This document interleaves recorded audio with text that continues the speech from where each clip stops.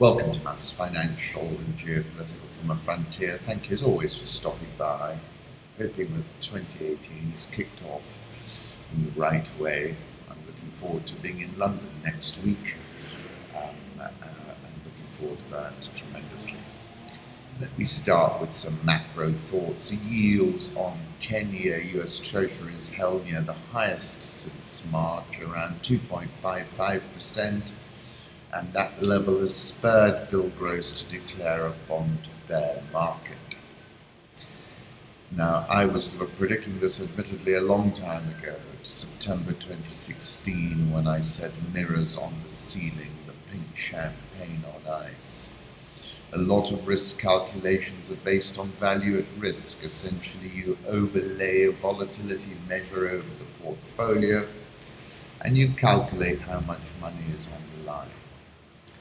Central banks have suppressed volatility, therefore in real terms investors are now holding bigger positions at these artificially suppressed levels. Volatility spikes, positions are going to be reduced en masse.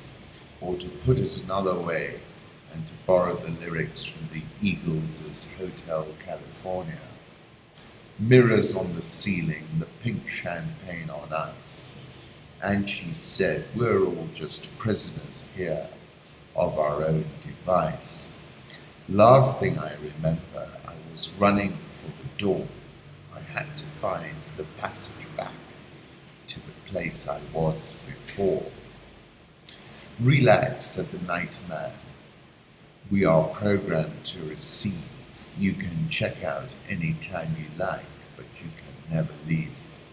I was saying then, admittedly some time ago, that we're at the fag end of this party, but the party kept on going. Looks as if it's ending now. US and UK interest rates are rising. The central bank is cutting back its European central bank is cutting back its bond purchases, and even the Bank of Japan is hinting it will turn off the stimulus taps one day. This is a chart, a series of bond yields from Holger from yesterday. My piece over the weekend was about the Crypto Avocado Millenial Economy. And to prove that point, Mad World, 130-year-old Easterman Kodak joins cryptocurrency craze with Kodak coin shares surge. Home thoughts return to the Tsavo. David Yarrow, the majestic elephants of the Tsavo. He really visits frequently and takes some extraordinary photographs. Tsavo is made up of two separate parks, Tsavo East National Park and Tsavo West National Park. The park was split into two due to the railway going from Mombasa to Nairobi. That's the Lunatic Express. Never seen more perfect tusks than this old girl's in the Tsavo last month. Another extraordinary photograph. The silence of an African jungle on a dark night needs to be experienced, to be realized. It is most impressive, especially when one is absolutely alone and isolated from one's fellow creatures, as I was then. That's John Henry Patterson. And then a quote from Daphne Sheldrake quoting Sir Crispin Tickell. As long as nature is seen as something outside ourselves, frontiered and foreign, separate, it is lost both to us and in us. It follows that to achieve a society in harmony with nature, we must be guided by respect for it. We should direct and integrate our lives consistently with it, rather than try to subjugate and control it. This requires deeper understanding and acceptance of natural processes and an ability to cope with their inherent uncertainties. Thus, in the area of conservation, we should move from the static idea of conservation of places and things to the conservation of process, to allow natural processes to function and to create conditions in which they can do so. We took some video when we visited Tsavo National Park with Finch Hattons. Have a look at that. This is the Lunatic Express Mombasa-Nairobi Railway, just outside the entrance to Tsavo East. This is a photograph of the sunset taken on Christmas Day at the Lugard Falls. And finally, another video of an encounter, late evening encounter we had with elephants at Nazima Springs in Tsavo West. Hervé copied this tweet and sent it to me. This mindless tolerance which places observable scientific facts subject to proof on the same level as unprovable supernatural fantasy. Susan Jacoby, The Age of American Unreason. Political reflections. China is ready to work with France and Europe to adhere to two-way opening up. That's the People's Daily. Seems that Macron has charmed President Xi Jinping. This week's cartoon from The Economist.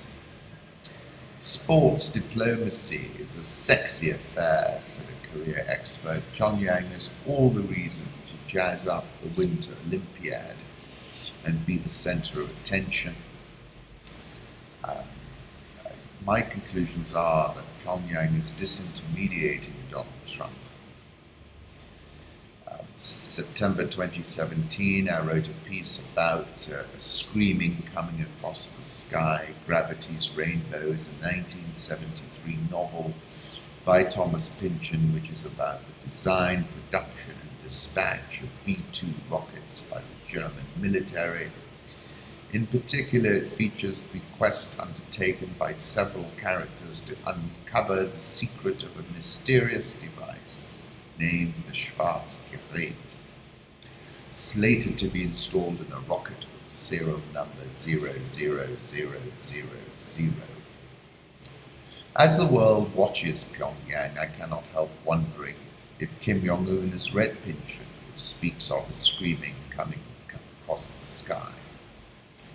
It is a curve each of them feels unmistakably. It is the parabola they must have guessed once or twice, guessed and refused to believe that everything always collectively had been moving toward that purified shape latent in the sky, that shape of no surprise, no second chance, no return. Kim Jong-un, I believe, has been precise and calibrated in his response to President Trump.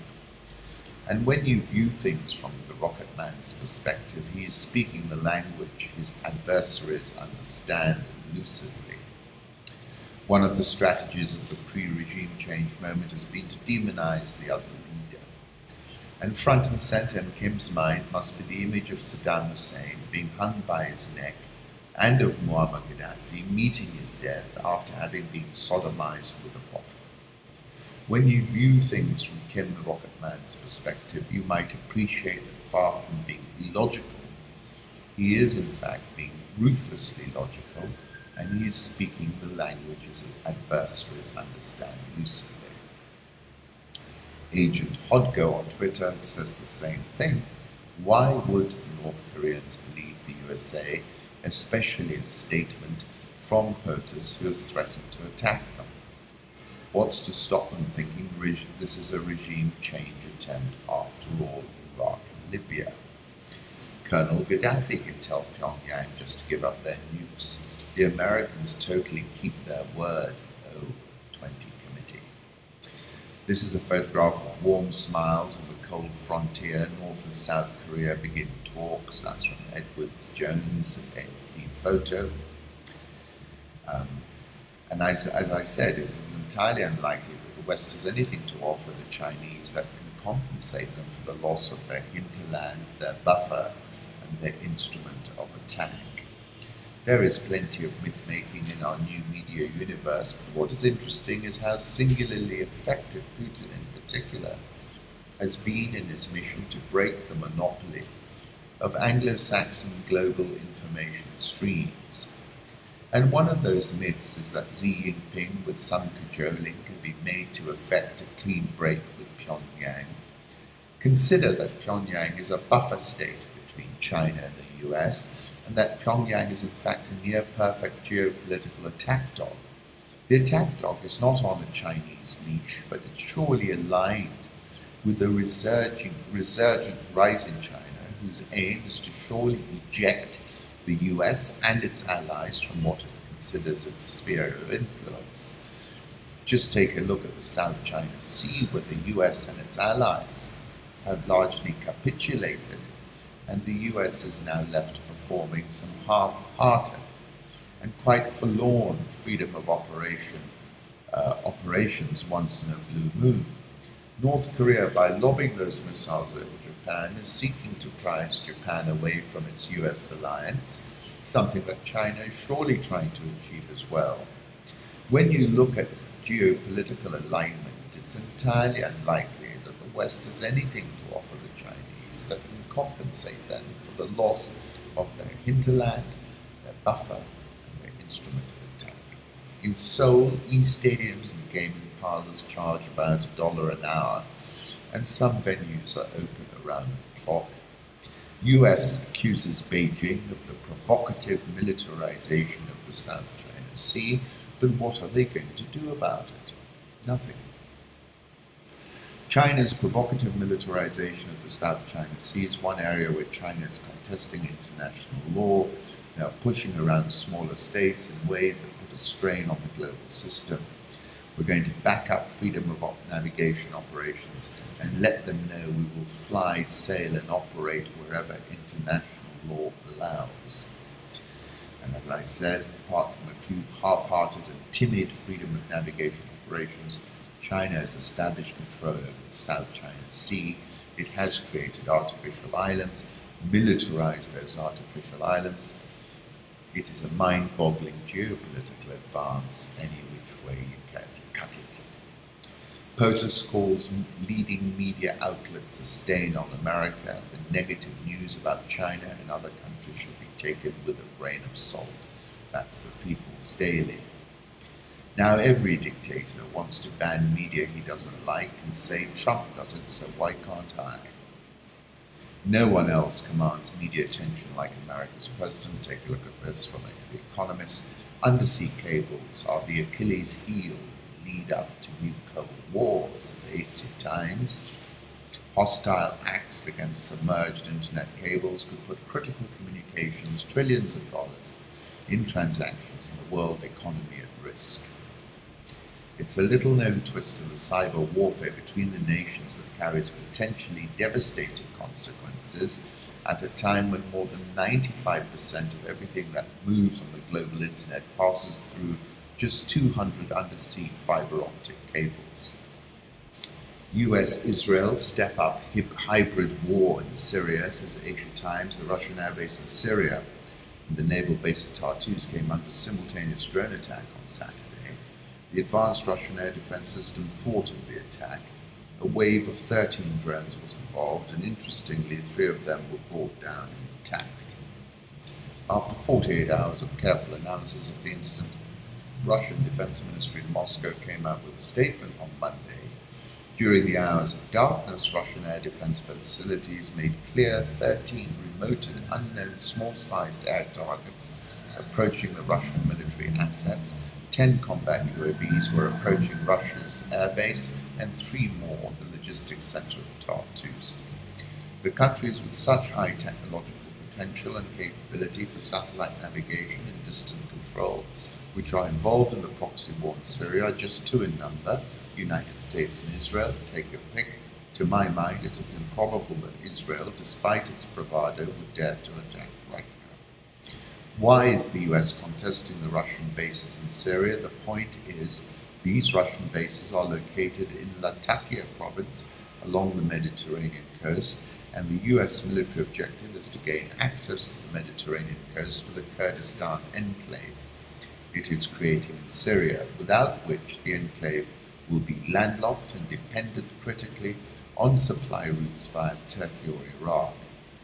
Apart from being economically unviable, without having that access to the sea, the Saudi establishment daily, Al-Wasat, reported on Monday that the Trump administration is planning to grant diplomatic recognition to the Kurdistan enclave in northern Syria, The idea is to create a permanent foothold for the US and Israel in a strategic, economically self-sufficient, independent Kurdistan, where the borders of Turkey, Iraq, and Syria meet, and which may eventually reach Iran's western border with northern Iraq. Tehran understands the US-Israeli strategy. The Iranian regime is highly experienced in defeating the US and Israel covert operations. Ali Khamenei understands that the Syrian conflict is also an existential battle for Iran.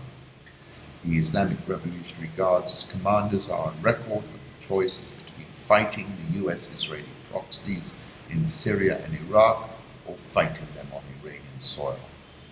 Michael Wolff: people in the White House do think that if the investigation goes near his finances, he's sunk, which is the point I was making when I said there's a prima facie case here and it's in plain sight. And I said any financial expert will tell you that President Trump's financial affairs are a smoking gun. Deutsche Bank loans were surely mirror transactions where Deutsche Bank was a commission agent interposed between Trump and the real lender. All those sales where Trump proclaimed himself a genius because they were so off-market, we would all be incredulous and essentially just that, incredible. There is a prima facie case here and it's in plain sight. President Trump knows it, and that's why he's been demanding Al Pacino, a la Martin Scorsese, Godfather-style demands of loyalty from the likes of the now dispensed with FBI Director James Comey. Let's move on to the currency markets. When I last checked, euro was at 119.38, dollar index 92.45, Japanese yen 112.26, Swiss franc 0.9837, the pound 135.30, the Aussie 0.7820, India rupee 63.675, South Korean won 1070.85, the Rial 324.82, Egyptian pound 17.671, and the Rand 12.34. Dollar index is at 92.45. US bond yields are supporting the dollar at the moment. That's top 250, as we said earlier. Euro dollar 119.38. I'm still bullish, but we're in a drawdown here. As I said on the 2nd of January, I'm no longer bullish Bitcoin. In fact, I'm bearish, but I was warning people about the potential for short squeezes. The Crypto Avocado Millenial Economy was my latest piece, and that Kodak story proved that point. Chinese liquor maker Mutai's market cap hit $151 billion, surpassing LVMH. Gold last trading at 13.10, coming off the recent highs. On the 13th of November, I predicted the spot Brent crude oil market would reprice further. Brent would trade over $70 a barrel. We are moving relentlessly towards it. We've hit $69. This chart is from Bloomberg, and then another chart from Holger, which is a longer time chart, which will show you what I was talking about. Interestingly, the WTI rally of 2015 started at a low of $42.03, and the WTI rally of 2017 started at a low of $42.05. The Ethiopian regime is caught between its will to survive and call for change. Interesting article in the Financial Times. After anti-government protests erupted 2 years ago, Ethiopia's government adopted its traditional approach to dealing with dissent. Hundreds of people were killed in clashes with security forces. Tens of thousands were detained and a state of emergency was imposed.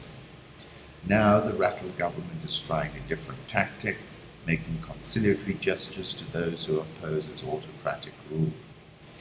Analysts say the highly unusual measure was prompted by a belated realization in the Ethiopian People's Revolutionary Democratic Front that the unrest posed a serious threat to its 26-year-old hold on power, but the way the crisis has been handled also exposes unprecedented cracks in the unity of the four-party ruling coalition. The EPRDF has always had divisions, but it's been very insular and everything has been contained, said Ahmed Salim. For the first time, we're seeing some of these machinations play out publicly because of the anti-government protests. The EPRDF controls all the seats in Parliament. The committee concluded that while on the one hand the situation of our country is delightful, according to an official translation of a press release, the conflicts being ensued in different parts of the country posed serious danger to our national survival. It's a realization by the EPRDF, perhaps a little too late, that they need to shift course in their approach in the growing anti-government sentiment. It's a tacit acceptance they've got it all wrong. Arguably, the greater threat to the coalition's survival comes not from the streets, but from within its ranks, particularly the Oromo People's Democratic Organization and the Amhara National Democratic Movement parties. These parties are becoming increasingly vocal and demanding greater democracy. Oromo and Amhara ethnic groups account for more than 60% of the population. EPRDF is dominated by the Tigrayan People's Liberation Front. Tigrayans comprise only 6% of the population. Mr. Salem says the EPRDF is clearly not united, but that it is premature to predict what will happen. Complete collapse is the most likely scenario, but they are experiencing threats that are existential. If the EPRDF does real reform and introduces proper democracy, it will perish because it's created so many grievances in every citizen's head. It will either split or be voted out, he says. If it doesn't do reform, the crisis will get worse. October 2016, I said the government need to change tack and effect a course correction, and history shows us that this course correction is one of the most difficult things to pull off. Al Jazeera inside story, anger over the rising price of bread in Sudan. And as I said, doubling bread prices is always a risky regime endeavor. Morgan Tsvangirai, who's the opposition leader in Zimbabwe, is talking of a process whereby the older generation will cede the levers of leadership to allow the younger generation to take forward this huge task that we started so many years ago, which is what I was kind of thing I was referring to when I said the genie's out of the bottle. Growing African repression causing migrant exodus, that's Oxfam. African countries are becoming increasingly repressive and causing more people to leave their homes, Oxfam said. Political freedom and the problem of Africa's brain drain were among the leading issues on the agenda at the World Economic Forum on Africa held in Durban. Angolan Kwanza weakens in first currency sale after PEG ends. Banco Nacional de Angola sold 83.65 million euros at an average of 221.26 Kwanza per euro, and that represented a 10.1% devaluation. The Kwanza weakened 10.5% against the dollar. Long overdue, they had to do this, and they're getting ahead of the curve. How fake news and Elon Musk sent South Africa's currency haywire. This was the Zuma rocket. South African all shares up 1.02% so far this year. Dollar Rand 12.3447. You know what I think about that. Nigerian all share fast out of the gates this year, up 5.54% already. Ghana is said to be planning a $1 billion Eurobond by April. Maybe a good time to issue with its yields and spreads at record lows. Ghana Stock Exchange is up 3.37% year to date. President Kenyatta and his deputy downplayed the split claims in the cabinet formation, speaking during the funeral service of 3 African Independent Pentecostal Church of Africa bishops who died in a grisly accident at Wamumu. On December 29, the president said there were outsiders keen on dividing them. If you're wondering about the 2-country power blackout in Kenya and Uganda, wonder no more. Read this. It explains that the interconnection in Kenya and Uganda is part of the problem. Nairobi all shares up 1.72% this year. NSE20 is up 0.45% this year. And this is from Emma 2, the breathtaking Sirai Beach House in Kilifi. And indeed, it is breathtaking. Thank you for stopping by.